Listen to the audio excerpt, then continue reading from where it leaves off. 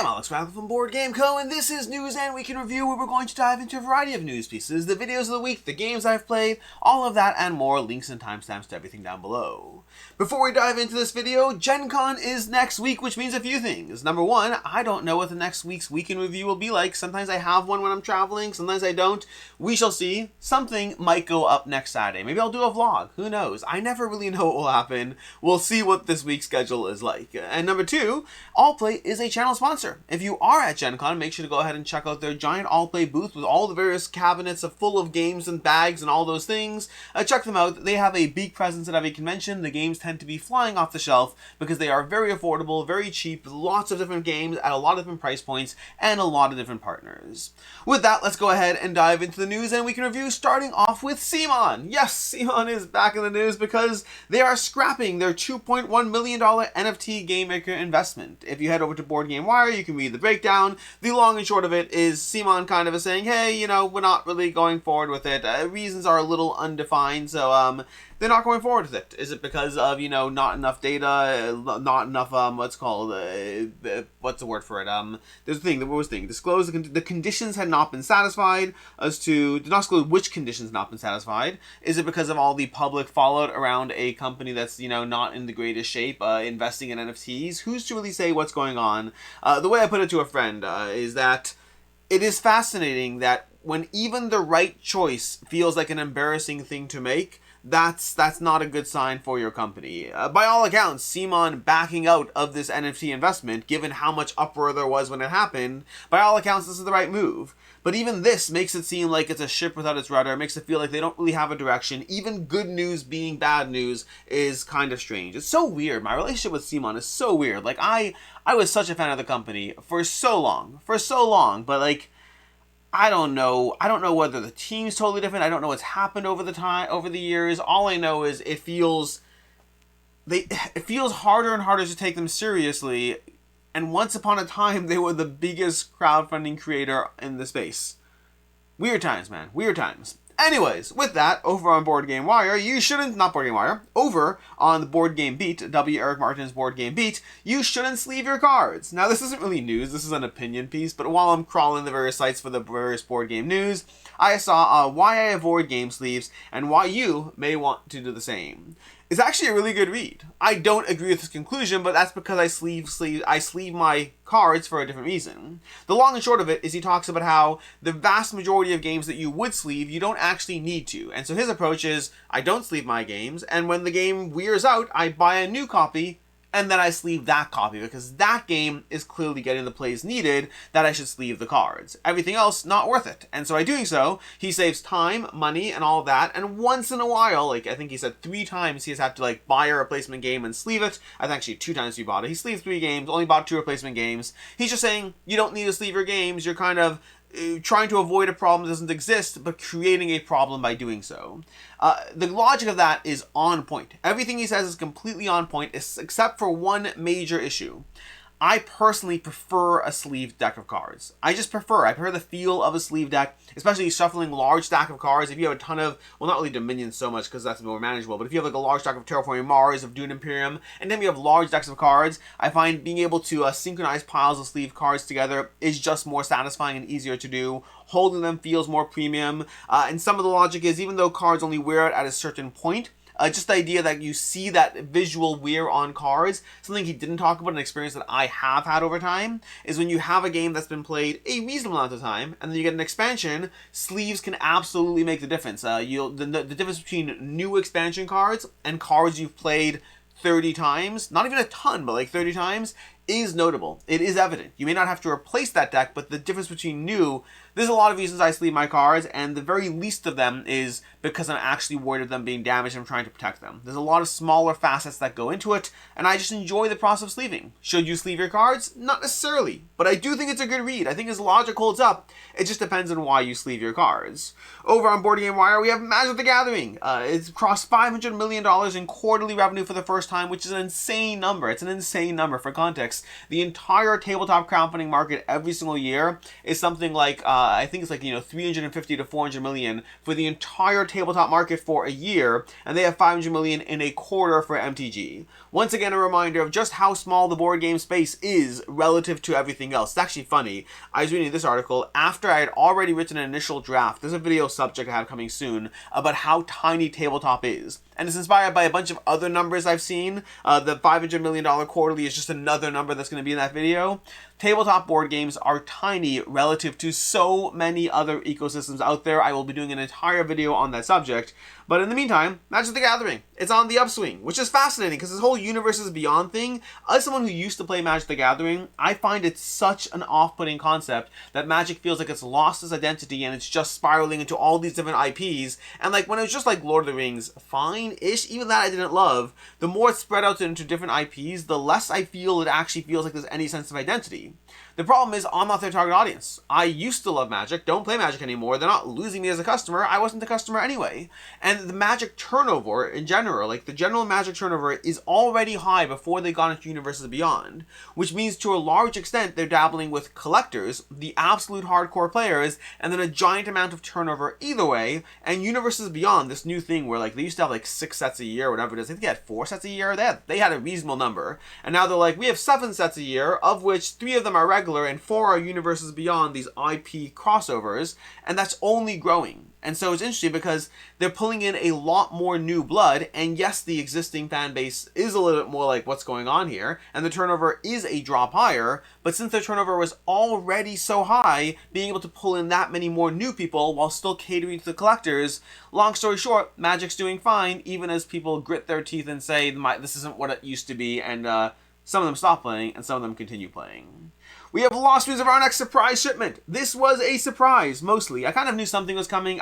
Long story short, at Essen last year, I actually got to see the designers, Min and Elwin, and I was like, please, I hope there's more content. They're like, no, not really. Like we said, there's no more content or whatever it was, no more something, I don't know. I was like, but I need more characters. I want more asymmetric characters for my Lost News of Arnak. I love the game. I want more for it.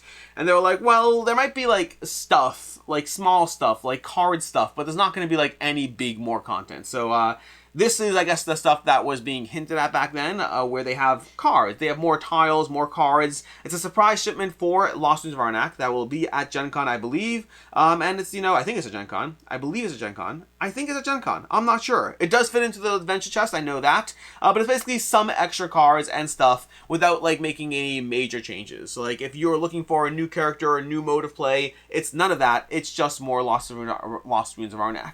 And speaking of Essen, over on Board Game Geek, they have the Essen Preview list is up. If you are sick and tired of all those content creators covering the BGG Gen Con preview lists, well, now you can go ahead and pay attention to the Essen preview list. It's already at 465 titles, and we are already months out from Essen. So there's plenty of time for more things to get added. If we sort by thumb, let's see, anything exciting to start off with. We have Avalon. Ooh, Avalon. Avalon's going to be at Essen. Awesome. Queen Alice over here from Combo Games. We have -60 from Alexander Pfister and Peter Prince. I've heard about this one. Don't know much about it. We have Ashes, Kingdom Come Deliverance. Okay, I think that's coming to Gen Con already, if I'm not mistaken, but I could be wrong. We have Gaudi from Devere. Lots of games over here. These are all going to be at Essen already, and we'll see a whole lot more. I'm sure I'll be doing lists around this, but that's not going to happen just yet. And that's basically everything we have for the news part, which brings us to the videos of the week. Videos of the week, we had, speaking of all the Gen Con lists you've been, oversaturated with, we had 3 this week. We had a Gen Con recommended games. That's a video I did together with Ryan from How I Roll. Basically, it's all the games we recommend that we have played, and we're telling you check them out at Gen Con. There's also a Gen Con anticipated games that we are personally looking forward to that will be at Gen Con, as well as personally I did, and that was over on his channel, and then personally I did a video of Gen Con expansions. 10 Gen Con expansions that I recommend checking out. Some because I already know them, and others because I'm interested in them, but basically expansions and standalone versions of games that you can see at Gen Con. And then lastly, I did a video on Wednesday of 10 people that were an important part of my board game hobby, in different ways, whether because they introduced me to board games, whether a part they played along the way, various people who I still know, people who I don't know as much anymore, or I'm not close with. There's a variety. Basically, it's 10 people who have been an important part of my board game experiences over the past 5 years, I guess, 6 years, whatever you want to call it, some longer than that, but it's kind of it's a little personal story time video. That brings us to the videos we've covered, the games we covered this past week. We had a bunch. We had a preview and playthrough for Alexandria. Alexandria over on GameFound. It's basically an asymmetric role game, a Euro game of trying to basically build a city, sort of. You have one player who's, producing goods, one player crafting goods, one player is building buildings, and one player is defending the city from raids. Overall, the gameplay itself was fine. For me, the biggest issue I had with it was I felt that the asymmetry aspect to it, and also the rules overhead for the asymmetry, how you have to know your factions and how each faction works, I just didn't feel that level of asymmetry paid off in the strategic differences between the factions. So the game was fine, but possibly when you're going to ask players to learn that much differences, I want there to be a bigger payoff at the end of it, and I didn't personally feel that. There's Sky 5 from Jude City Games. Sky 5 is a fast-playing game that's clearly a riff on Flip 7, but manages to be very different, just leaning into that style of push your luck gameplay, and I think they did a great job with it. I give it a 3.5 out of 5, which is the same review I give a Flip 7, but it is fast, catchy, fun. I really enjoyed it and definitely recommend it. There was a Codenames Critical Role review. I like Codenames Critical Role Adventures. I like Codenames a lot. I've liked the various versions over the years, and Codenames Critical Role Adventures is not just a re-theming of it. It's an entirely new way to play the game, and I definitely think you should check it out, especially if you are a fan of Codenames Duet, or if you're a fan of Codenames in general. Check it out. Do not let the theme pull you in or push you away. I think it's just a good version of playing Codenames. There's also a Rosalie review. Rosalie, this is from Michibikaya, who also did Sweetlands. Rosalie is another game of, adorable theming, but a heavier gameplay. Plays out across 7 rounds as you plant various blooms. I reviewed that and gave it a 4 out of 5. I really enjoy the overall game. My biggest issues with it were, my biggest issues were, first of all, the game time, the components, and then some small choices they made along the way as far as feel good versus feel bad moments. Then there was a Place for All My Books review that also went up on Thursday, I believe. A Place for All My Books is charming and light. It's interesting. Rosalie and A Place for All My Books are both very, very charming, accessible games, but on the opposite ends of the spectrum as far as the actual gameplay weight. Rosalie is very heavy. A Place for All My Books is very light. I like A Place for All My Books. My biggest issue with it is the variability just isn't there, in my opinion. It is a very charming game being held up by the charm and the theme of it, but the gameplay experience doesn't really change game to game, and that kind of holds it back for me a little. As far as games played this past week, overall, this is just a small smattering of the various games I've played. I got 5 Tribes done. 5 Tribes is a game I haven't played in a bit, but it's one that shows up, once every 6 months or so or whatnot, but it is consistent that every time I play it, I enjoy it and think I should play it more. It has lasted so long in my collection, it's honestly kind of impressive that it's been around for as long as it has. I got it when it first came out, and it's still a game that I enjoy and find myself turning to. Dune Imperium Uprising got several plays this week, both Dune Imperium Uprising with some of the expansions mixed in, but overall Dune Imperium is absolutely phenomenal. Recently I've been getting more of some of my favorite games that I don't play as often to the table, and it's been very, very fun to do so. And then also got some plays of Alibis. Alibis from Allplay. It's kind of my rotation of fun to play games these days are things like fun to play like party group games are Codenames, so Clover, Alibis. What else? I feel like something else that I'm missing. I feel there's another one that I'm missing. I'm playing Size-Wise a bit these days, but Decrypto. I've been playing a bunch of Decrypto. There's a lot of these excellent games out there that are very satisfying, and Alibis has been getting a bunch of play recently. Which brings us to today. Today we'll have a few things going up. We're going to have a review for Pet Quartet going up on the channel, as well as a 5 review roundup going up. This is a video with 5 different games covered in the same video. Both those will be going up later today. And next week there'll be a bunch of things. There'll be an Enchanted Ivy solo gameplay going up on Sunday. Check that out if you're interested in checking it out at Gencon, if you want to see what the game plays like.